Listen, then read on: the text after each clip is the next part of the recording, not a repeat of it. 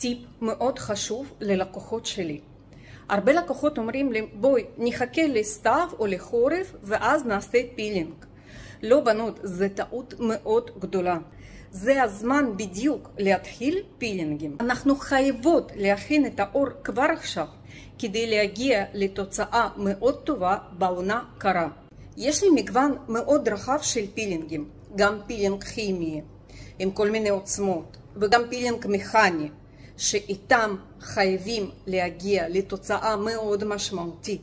זה סקין ריג'ווניישן, חידוש של העור.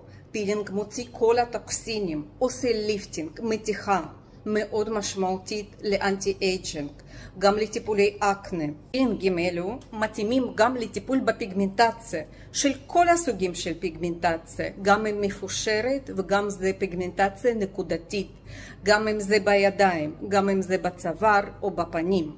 זה מאוד מחדש את העור, מוציא כל הרעלים ונותן תוצאה מדהימה. ומה התוצאה? עור זוהר, בריא, נקי, הצרת העור מאוד משמעותית. מתיחה של הפנים. אל תחכו, תתחילו כבר עכשיו, ועור שלכם ייראה מדהים.